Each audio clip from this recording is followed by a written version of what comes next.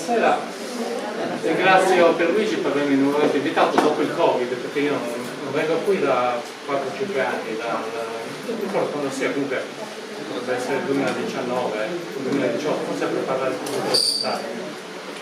Comunque, stasera parleremo di Medioevo, dei Cavalieri Templari, un ordine cavalleresco che era nato subito dopo la prima crociata a Gerusalemme, in territori che proprio in questo periodo sono interessati da ulteriori guerre. Quella era la Terra Santa di nome, poi di fatto nei secoli, già dall'epoca dei Sardegna prima ancora, sono stati interessati da molti popoli. Quindi i Templari, qui una rappresentazione abbastanza schematica, un cavaliere con il mantello bianco caratterizzato da una croce rossa con questa forma, la coda di rondine, patente coda di rondine. Dicevo, questo è un ordine cavalleresco. Qui vediamo una rappresentazione, un dipinto nella chiesa di Cressac in Francia, una delle rare rappresentazioni di quest'ordine che ha avuto una vita abbastanza, un bel excursus. Sono avuto subito dopo la loro fondazione per la prima e la seconda crociata, intorno al 1120, dopo un paio d'anni di collaudo, diciamo così, vengono riconosciuti subito dalla Santa Sede nel 1128 e hanno una grandissima espansione in Europa. Regnanti, ma anche piccola nobiltà, donano ai Templari terreni, interi latifondi, da cui loro ricavano le loro risorse economiche, con cui riescono a costruire una serie di castelli in Terra Santa, appunto in Palestina, nell'attuale territorio della Giordania, Israele, Libano, Siria e Turchia. Quindi hanno e poi sono accompagnati da una serie di combattimenti in cui tengono in piedi loro, insieme a un altro ordine, quello dei Cavalieri di San Giovanni di Gerusalemme, l'attuale ordine di Malta, tengono in piedi tutto il sistema difensivo della Terra Santa, in quanto dopo la prima crociata i vari re europei si ritirano, tornano indietro e lasciarono, sì, fondarono dei regni nell'attuale Palestina, ma senza un sistema di difesa. Quasi 200 anni dopo la loro fondazione, i Templari furono prima arrestati e poi soppressi. Quindi un ordine cavalleresco che ha cessato di esistere intorno al 1312-14. E le poche cose, rappresentazioni che abbiamo sono degli affreschi, come in questo caso dei disegni, degli schemi come questo. Questa è una cronaca di Matteo da Parigi, una cronaca medievale, e qui sono rappresentati, come vedete, due cavalieri in un unico cavallo, a rappresentare la povertà dei singoli cavalieri. L'ordine era ricchissimo, loro erano poveri. Pensate bene come verrà qualche secolo dopo per Francescani. Infatti il nome originario dei Templari era Poveri Cavalieri di Cristo del Tempio di Salomone, da cui il termine tempieri o templari. Ecco qui nuovamente un sigillo, quindi una sorta di monetina che aveva allegate ai documenti. In un lato vedete sempre i due cavalieri in un unico cavallo e la scritta Sigillum Militum, e dall'altra nel rovescio la cupola nella roccia, la moschea di Omar a Gerusalemme, che i crociati, quando arrivarono lì a Gerusalemme, pensarono che fosse il Tempio di Salomone. In realtà era una moschea costruita nell'800 d.C., appunto dal califfo Omaro. Sigillum Militum Templi del Tempio. Come avevo già detto prima, la loro storia, che fu abbastanza eroica durante le crociate, finì in maniera clamorosa, in maniera tragica, perché su ordine del re di Francia, Filippo il Bello, vennero arrestati, torturati e poi, grazie alle confessioni tenute con questi metodi un po' veloci, si imbastì un processo, venne coinvolto l'Inquisizione, quindi la Santa Sede, finché si arrivò al Concilio di Vienna nel 1311-1312, in cui l'ordine del Tempio venne soppresso. La maggior parte dei beni fu attribuita a loro, quelli che un tempo erano loro rivali, cioè i Cavalieri di San Giovanni di Gerusalemme, attuali Cavalieri di Malta, che conservano in parte anche alcune delle vecchie proprietà templari. E la storia quindi finisce qui, tranne in due regioni dell'Iberia. In Portogallo i cavalieri portoghesi costituirono l'Ordine del Cristo, quindi ripristinarono il vecchio nome del Cavaliere di Cristo del Tempio di Gerusalemme. E mentre in Spagna in quello che era il regno di Valencia, con le proprietà sia dei Cavalieri del Tempio che quelle dell'ospedale, fu costituito l'ordine di Santa Maria di Montesa. E sono gli unici ordini, tutti e due esistenti, sia quello di Montesa che quello del Cristo, sono tuttora esistenti e che sono gli unici eredi dell'ordine del Tempio. Tutto il resto, per quanto viene raccontato sull'eredità templare, è palesemente falso. Pensiare che i templari avevano dato origine alla massoneria o ad altre cose, sempre falso. Dopo fatemi domande. Ecco qui alcune rappresentazioni dei templari che vengono condannati al rogo. Il rogo di Jacques de Molay, l'ultimo gran maestro dell'ordine. Queste sono alcune immagini, sono delle stilografie, non fotografie, del Settecento, della magione templare in Francia, quella di Parigi. Questa è la chiesa di Santa Maria del Tempio, un titolo tipicamente templare. Ecco qua l'enclos du Temple, quindi l'intero rione parigino dei Templari, e questi edifici sono affacciati in una strada che esiste tuttora, la Rue du Temple a Parigi.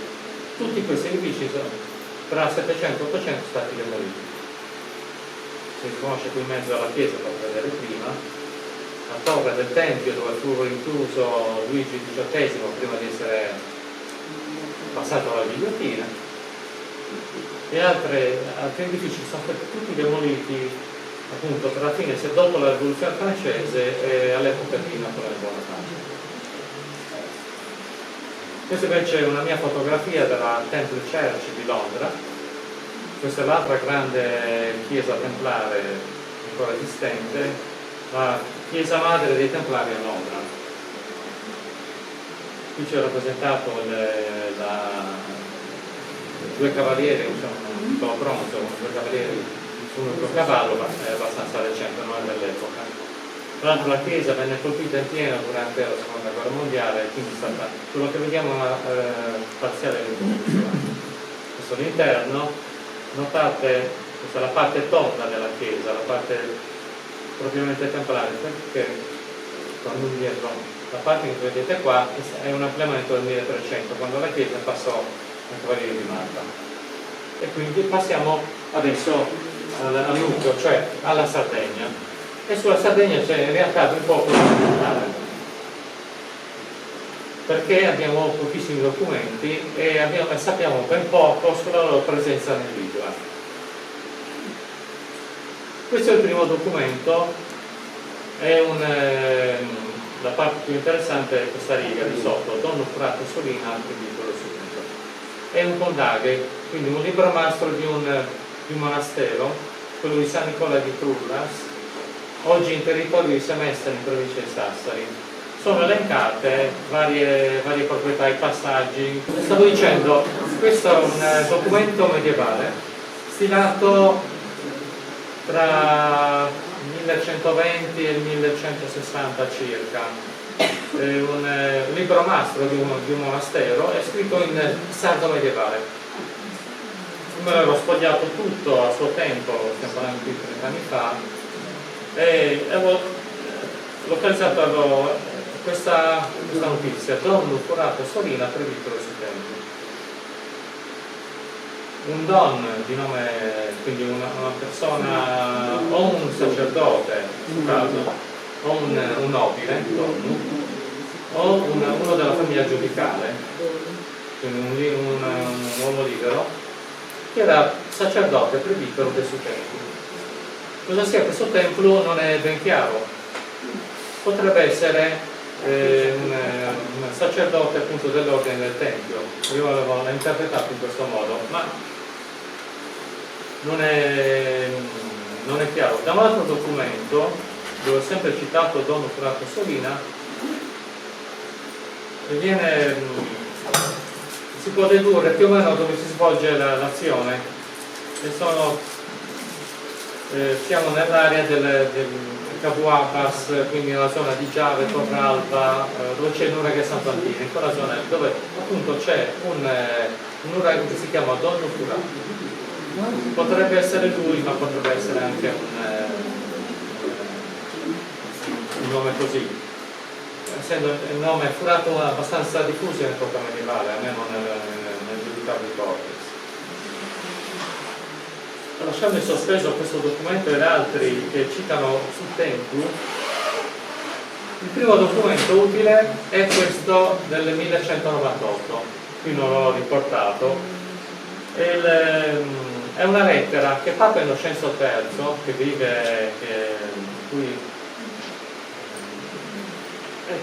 è in carica appunto per la fine del XII, inizio del XIII secolo, e la lettera, dicevo, che scrive il Papa all'arcivescovo di Cagliari per raccontargli cosa è successo nell'arcivescovato d'Arborea, dove l'arcivescovo era stato defenestrato, era stato buttato fuori dai canonici della cattedrale, perché c'era appunto tutta una questione, essendo l'arcivescovo di origine genovese, e in quell'epoca il giudicato Arborea era stato invaso da Guglielmo di Massa, che invece era pisano.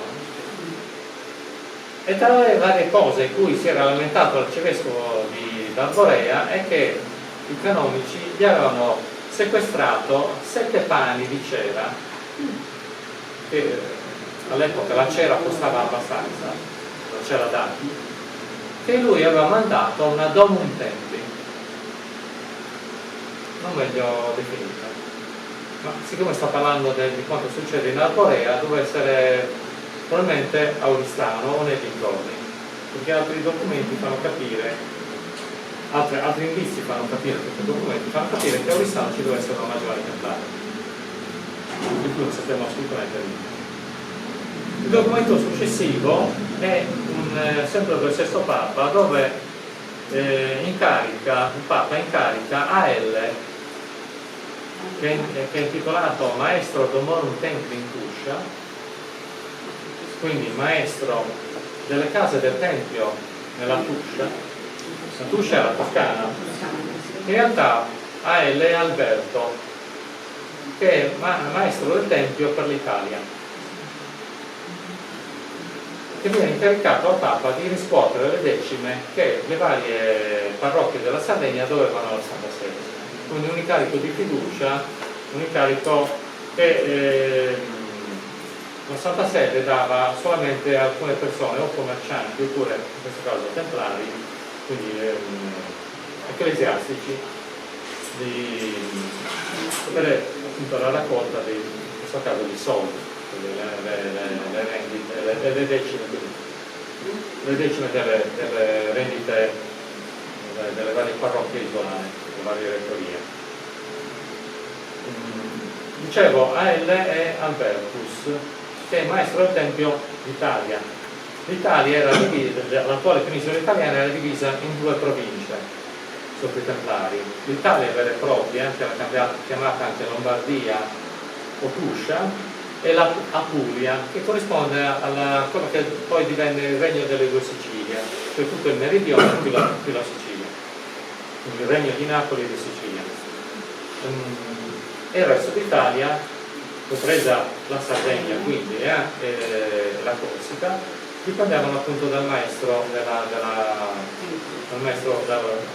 priore della provincia della Tuscia Lombardia. Quindi da questo documento veniamo a sapere che in Sardegna c'erano i templari, quindi confermando i documenti, quei 2 o 3 documenti precedenti, e che questi dipendevano dal Gran Priore, dal Priore italiano.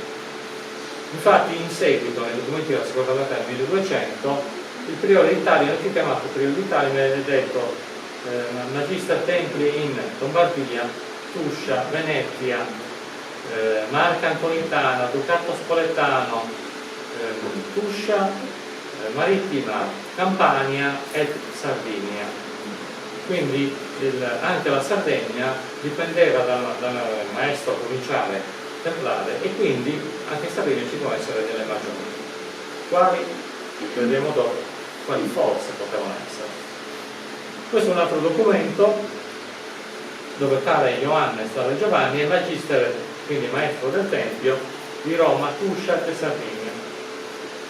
Quindi la Sardegna è messa allo stesso livello di Roma e del resto d'Italia. Quindi ci deve essere un certo numero di fondazioni di cui non sappiamo, ripeto, non sappiamo nulla. I documenti Un altro documento simile è del 1236, dove Alberto Lombardo, questo è il nome del priore d'Italia, è Magister Domum Militia Templi Roma Tuscia e Sardegna. Quindi i documenti si ripetono così. Qui invece c'è una lettera che Papa Innocenzo IV scrive ai templari che sono in Sardegna di darsi da fare contro l'ordine teutonico, che rappresenta anch'esso in Sardegna. L'ordine teutonico era legato a Renzo del Staufen, che era figlio di Federico II di Svevia, e che nel 1239 aveva sposato la regina dell'Asia, che era rimasta vedova, e quindi Renzo diventa giudice di Torres e di Gallura, che aveva preso dalla moglie, nonché re di Sardegna, perché così lo nomina il padre Federico II, che essendo l'imperatore di Germania e di Napoli può nominare tutti i sovrani che vuole, quindi lo nomina re di Sardegna, quindi re Enzo, che poi rimarrà in Sardegna qualche tempo, anche perché la moglie Adelasia di Torres, era molto più vecchia di lui era giovane, era sui 30 anni, quindi rimane giusto quanto basta per prendersi il regno, e poi se ne torna nella penisola, verrà fatto prigioniero e finirà i suoi anni a Bologna, dove appunto c'è il palazzo di Renzo, tutto resistente, proprio di fronte nella piazza che c'è di fronte alla chiesa San Petronio. Qui invece, sempre lo stesso anno, Papa Innocenzo IV si rivolge, e questa volta lo dice per esteso, ai frati dalla Missa del Tempio che sono presenti in Sardegna, constitutis. Quindi ulteriore conferma che in Sardegna ci sono i templari. I frati dalla Missa del Tempio che sono in Sardegna sono incaricati al Papa di eseguire i suoi ordini che riguardano la protezione di un inviato, di un suo ambasciatore, un legato papale, legato Alessandro, che viene mandato in Sardegna per portare gli ordini del Papa, praticamente una specie di ministro degli esteri, che viene in Sardegna perché c'è tutta una situazione complicata con gli scontri tra genovesi e pisani, e ne fanno le sorti dei vari regni sardi, che proprio in quegli anni tra queste date e il 1258 via via scompaiono. E infatti, no, questa è un'altra cosa, questo è sempre lo stesso Papa Alessandro IV, che si rivolge a tutti gli ecclesiastici di Sardegna per pagare, per dare una quota, una decima all'arcivescovo d'Arborea affinché lui mantenga il castello di Girapala, un castello che non è stato mai localizzato, non si sa dove sia, viene identificato solitamente sul castello di Elciu, che c'è, un castello bizantino che c'è di fronte a Fordogialos. Qui c'è anche, dicevo, tutti gli ecclesiastici di Sardegna tranne 4 ordini, che sono l'ordine dei templari, l'ordine di San Giovanni di Gerusalemme, cioè l'ordine di Malta, l'ordine di San Damiano, che sono quello che diventerà l'ordine di Santa Chiara, e l'ordine di Alto Pascio, che è un altro ordine ospedaliero, l'ordine di San Giacomo di Alto Pascio in Toscana, in provincia di Siena.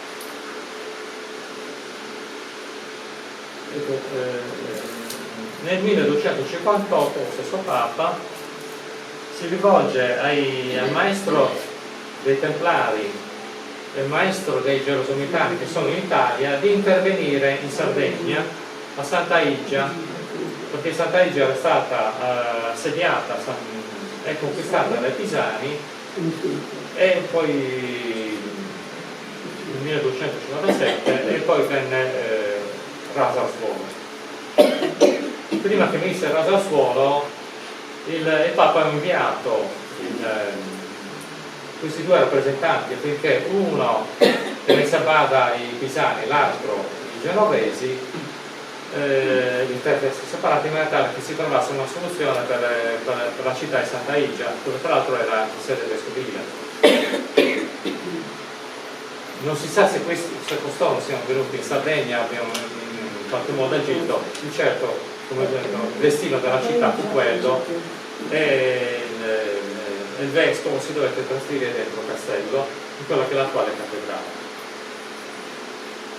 Nel 1264 Papa Urbano IV replica le esenzioni per lo stesso castello di Girapala che si è visto nel 1255, ossia 4 ordini religiosi sardi sono esentati da versare dei contributi all'arcivescovo d'Arborea per il mantenimento di questo famoso castello di Girapala, che ripeto non si sa dove sia, ma deve essere in Sardegna, ed è anche un'ulteriore prova della presenza dei templari in Sardegna, di come vedremo dopo non sappiamo neppure dove siano.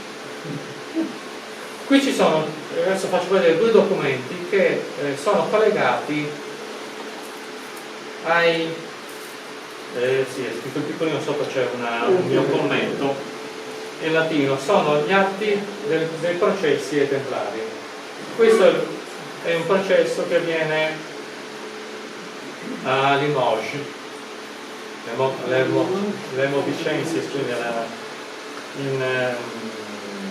nella diocesi di Limoges, quindi un processo religioso condotto dall'Inquisizione, e c'è la testimonianza di questo fra Elia de Brigoglio, che era un servente che stava in questa magione eccetera. Quando lui venne iniziato consacrato templare, tra i vari testimoni c'è anche questo Giovanni di Oristano. Ioanne de Arestano compare anche in altre testimonianze, perché ogni cavaliere che venne interrogato gli veniva chiesto, prima di parlare delle eresie, delle colpe eccetera, gli veniva chiesto dove era nato, quando e dove era stato consacrato templare, qual era stato il suo iter e dove era la magione dove era stato arrestato. E quindi da queste testimonianze veniamo a sapere tutta una serie di informazioni, anche la presenza di ulteriori magioni che non compaiono in altri documenti. Eppure in questo caso erano presenti altri due cavalli di cui lui si ricordava il nome, per cui questo Ioanne li ha arrestati. Teniamo conto che il nome di un Stato medievale era Aristanis, eccetera. Quindi questo potrebbe essere stato un cavaliere templare originario della Sardegna, noto come Giovanni da Oristano, o con nome di cui appunto non si riporta il cognome. E quindi una volta consacrato templare, probabilmente Oristano, se ricordate prima ho parlato del documento del 1198, vi dicevo che probabilmente quella Domus Templi, quella maggiore del Tempio di cui si parlava, doveva essere Oristano. Uno degli indizi è dato questo documento, sempre che Oristano non sia un cognome francese, ossia una località della Francia, oppure di un altro posto. Quindi vedete, i documenti sono abbastanza. Un altro documento è questo, sempre dai processi. Qui si interroga un altro templare, qui siamo nel processo ai templari d'Alvernia, il processo fatto dai vescovi, non quello delle inquisizioni. Qui si parla, il testimone, che qui non è nominato, dice che lui vide che questo fra Giovanni de Fulet, che conosceva dei segreti non meglio specificati, era stato mandato in esilio in Sardegna da Fra Goffredo de Vichy, che era visitatore dell'ordine nel Regno di Francia. I visitatori erano quei ambasciatori che il Gran Maestro, il capitolo generale dell'ordine, che era Santa, tenuto fino al 1291 a Cipro,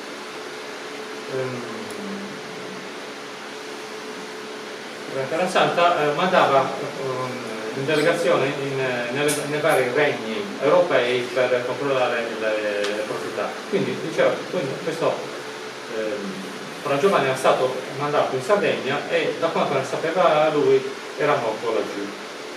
Questi sono due nomi di templari. Chiaramente non è fratello Giovanni non era sardo, era francese.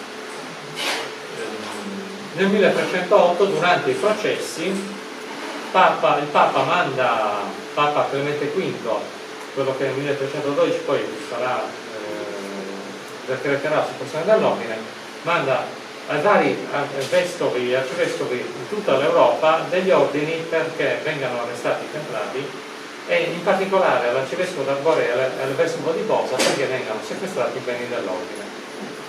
Questo è un indizio perché, come guardiamo qua in questa carta, in grigio sono segnati, in grigio chiaro, in grigio sono segnati rispettivamente le estensioni dei due, l'arcivescovato d'Arborea e la diocesi di Posa medievale. I puntini che sono messi in evidenza sono le proprietà dell'ordine di Malta nel 1500. Nel 1312, dopo aver soppresso l'ordine, il Papa emette un'altra bolla dove attribuisce i beni dell'ordine del Tempio ai cavalieri di San Giovanni di Gerusalemme. E quindi, tranne casi rari, le proprietà dell'ordine del Tempio passarono ai cavalieri di San Giovanni di Gerusalemme e successivamente li troviamo nei cavalieri di Malta. Questo è un indizio per localizzare i beni dell'ordine del Tempio. E infatti vediamo i presunti monasteri. Ne abbiamo due in provincia di Cagliari. Una è la chiesa scomparsa, completamente scomparsa, Santa Maria del Templu. Santa Maria del Templu è ricordata così in documenti recentissimi. Io l'ho trovato nel catasto di Decimo Mannu, perché è lì in territorio di Decimo Mannu. Questo si trova tra il centro abitato di Decimo e la base aerea. E sono stato anche sul terreno, non c'è assolutamente niente, è un terreno arato, non c'è assolutamente nulla. L'ho localizzato grazie al vecchio catasto. sono divertito a leggere i documenti dell'archivio di Stato. Santa Maria sul Tempio è un titolo templare. Santa Maria del Tempio sono l'intitolazione maggiormente diffusa in Europa delle proprietà templari, delle chiese templari. La Magione di Parigi, che ho fatto vedere prima, quella scomparsa, e quella di Londra, la Tempio di Londra, erano tutte e due intitolate Santa Maria del Tempio. Allora, chiesa Santa Maria di Urta è una chiesa di titolazione mariana, che però nei documenti del 1300 appartiene agli ospedalieri San Giovanni di Gerusalemme, cioè quelli Cavalieri di Malta. In questa chiesa abbiamo documentazione dal 1325 alla metà del 400. Io le cose che ho detto le ho scoperte dopo. Quelle che ho seguito sono tutta questa serie di simboli, per cui la questo simbolo qua è anche la ma è anche un simbolo massonico, la squadra e il compasso sovrapposti, è interessante, ed è piena di croci. Questa è la croce patente che avete visto prima, un'altra croce, e poi questa croce è una croce potenziata, è la croce di Gerusalemme, quella che oggi hanno i cavalieri dell'Ordine del Santo Sepolcro. Arriviamo invece subito, passiamo in provincia devo accelerare, in provincia di Oristano, centro abitato di Riola Sardo, dove c'è questa chiesa. Vi faccio vedere questa l'ho vista nel 2008 e poi l'ho rivista qualche anno più tardi. La chiesa Santa Corona a Riola Sardo. Oggi nel paese pensano che Santa Corona sia una santa, il nome di una santa come Santa Maria, Santa Vittoria, invece no, è il culto della corona di spine. A Genova c'è l'ospedale Santa Corona, è il culto della corona di spine, un culto che si diffuse nel Medioevo, dopo le crociate, con la diffusione della reliquia della corona di spine. Ce n'erano così tante che chiaramente questa chiesa è citata, ecco, vedete lo stesso particolare nel 2008, e questa dopo il restauro. No, scusate, queste sono nel 2008, le altre sono fotografie fatte negli anni 90, questo dopo il restauro. Questa chiesa viene citata in un altro condaglio, quello di Santa Maria di Bonarcado nel Milis, nel Copegnano Milis, quindi in provincia di Oristano, a nord di Oristano, dove viene citato tale Perico Arrascas che deve servire in templo di Santa Corona. Questo tempio non lo so, io ho seguito quel documento e poi in seguito ho trovato le altre indicazioni. Tra l'altro questa chiesa è messa lungo un tracciato, stiamo tornando indietro, no, si fa ancora, no, non c'è ancora. Comunque c'è una strada medievale che da Oristano va a Nuracchi, poi passa a Riola, supera un ponte, l'unico ponte romano che c'è in tutta questa zona, e poi arriva a Santa Caterina di Tiroli. Quindi 200-300 metri a nord di questa chiesa c'è il ponte romano che supera un fiume che poi si getta nello stagno di Cabras. Questo è un passaggio obbligato. In un passaggio obbligato viene costruito questo monastero che noi sappiamo, a parte queste indicazioni sui templari, non sappiamo più nulla. Questa invece è una chiesetta che c'è a Norvello, la chiesa di Santa Maria della Mercede, che mi aveva interessato, che è stata la prima chiesa che ho attribuito ai templari nel lontano 1994. La chiesa è una chiesa piccolina, non dice granché, però all'interno ci sono queste croci rosse. Vi ho lasciato questa immagine dove si vede l'altezza, quindi l'altezza di circa 1,80 m, 2 metri, sono disegnate queste croci rosse su sfondo bianco. Vedete qua con delle iscrizioni, con delle Vausone Pinna, Torgotori Resodus, che sono citati anche nel condaglio di Bonarcado, in un'altra scheda, che è datata al 1228-1230. Questa chiesa, guardate, questo è un disegno particolare, un croce patente, fiché, cioè ha questo puntello che nelle croci reali viene utilizzato per piantarla nel terreno, come se fosse una spada. Quindi croce rossa, sfondo bianco, queste altre immagini, molto suggestiva. Ma anche in qualche altra chiesa ci sono queste croci, sì. Mi sembra l'Ales, mi sembra no, ci sono, c'è a Bonarcado. Abbiamo visto diverse. Comunque attenzione che le croci rosse che ci sono ai lati del chiesa sono croci di consacrazione. Quindi non è detto, sono all'interno, ci sono croci di consacrazione. Quando la chiesa viene consacrata vengono dipinte delle croci e questa invece ha una forma particolare. No, ecco, questo perché ha la croce, però io ho visto proprio le croci di Malta. Sì, ce ne sono diversi qui. Ho messo solo le 3-4 chiese più gettonate, diciamo così. Chiese con croci ce ne sono parecchie. Il problema è che non abbiamo documenti. Cioè L'ordine degli ospedalieri qual era? L'ordine di Malta. L'ordine San Giovanni di Gerusalemme, l'ordine dell'ospedale San Giovanni di Gerusalemme, che poi si trasferisce ad Acqui, poi a Cipro, poi a Malta, poi a Rodi, scusate, a Rodi, infatti nel Cavaliere di Rodi, ecco qua. Questa invece è un'altra chiesa che si chiama Santa Maria del Tempio. È stata ricostruita, era esistente fino agli inizi del 1800, poi è decaduta, consacrata, viene ricostruita dopo gli anni 20 dai reduci dei militari di Ghilarza, reduci della prima guerra mondiale. Per ex voto costruiscono questa chiesa. Quindi è interessante il titolo, Rencu, la chiesa è citata già nel 1600, è intitolata appunto Santa Maria del Tempio già nel 1600, però non abbiamo nessuna traccia di altra documentazione precedente e non si sa se la chiesa sia appartenuta ai templari.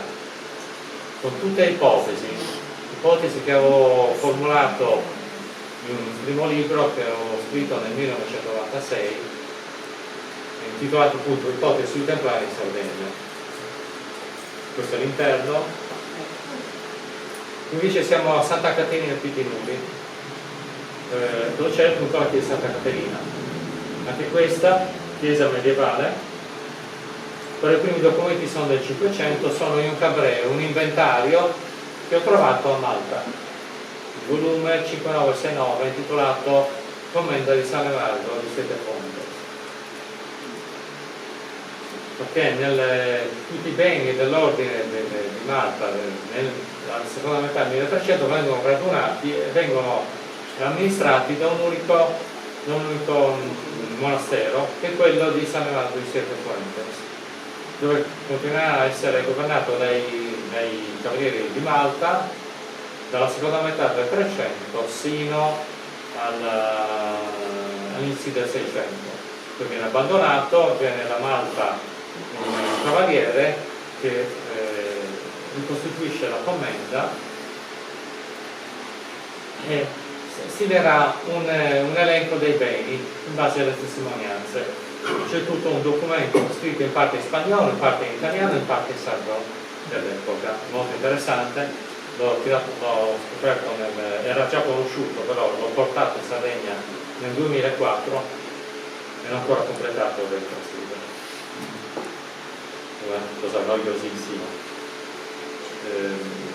Questa invece è la chiesa oggi intitolata Sant'Antonio di Padova, ma nei documenti è chiamata, in questi documenti dell'ordine, è chiamata Santa Maria dei Idili o Santa Maria di Costantinopoli.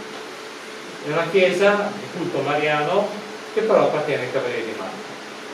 I documenti non vanno più indietro del 1560-62, quando la chiesa appartiene ai Cavalieri di Malta, ma solo a livello ipotetico possiamo attribuirle ai templari, appunto per il fatto che è un culto mariano, quindi una chiesa articolata a Santa Maria del Tempio, che poi ha cambiato vita. E dove si trova questa? Questa si trova 1 chilometro a sud di Trasnurales.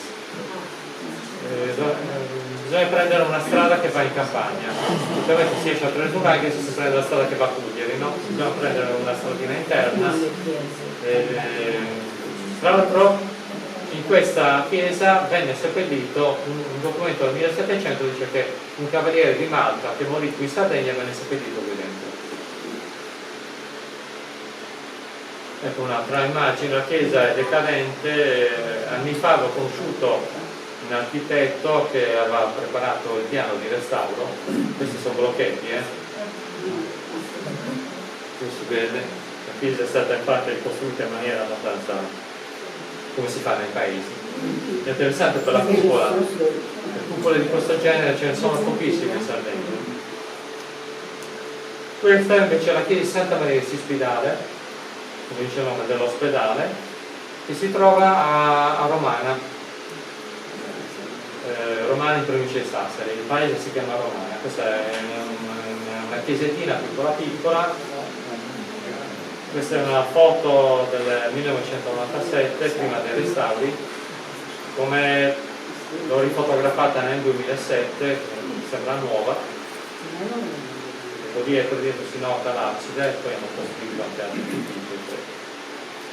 Qui invece per parlare di un'altra cosa, i templari sono scomparsi, però sono stati anche ricostituiti e in Sardegna esiste una commenda moderna di cavalieri templari moderni, di cui faccio parte anch'io.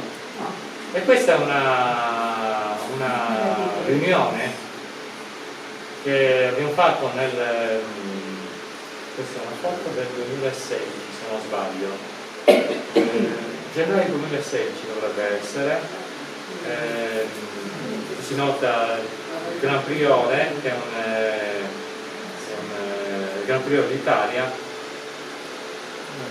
tra l'altro è nobile, Paolo Corallini Garanti, Paolo Nicola Corallini Garanti, che è il Gran Priore d'Italia, che sta assistendo al capitolo. Qui vedete siamo a Norbello, ci sono le croci, ci sono i cavalieri moderni che appunto stanno facendo una riunione, che sono in quadruplo, sono dietro, all'epoca non erano ancora consacrato cavaliere e quindi faccio le fotografie. E in ultimo il libro che ho portato alcune copie, è l'ultimo mio libro sui templari, non riguarda la Sardegna, è uno studio della vita dei templari in base alla regola. La regola fu scritta in vari momenti. Una prima regola fu scritta all'epoca del Concilio di Troyes nel 1129, in Francia, quando i cavalieri vengono riconosciuti da Santa Sede, e poi viene ampliata nel corso dei decenni sino alla seconda metà del 200. Quindi l'analisi della cosa scritta a 6 mani, diciamo così, con altri due colleghi. Uno è Adriano Pili, anche lui era stato cavaliere dell'OSMPH, dell'ordine templare. L'altro è Fabio Serafini, che è uno studioso della penisola, che non ho mai conosciuto personalmente, ci teniamo in contatto via telefono, via WhatsApp. Ed è tutto, vi ringrazio per l'attenzione.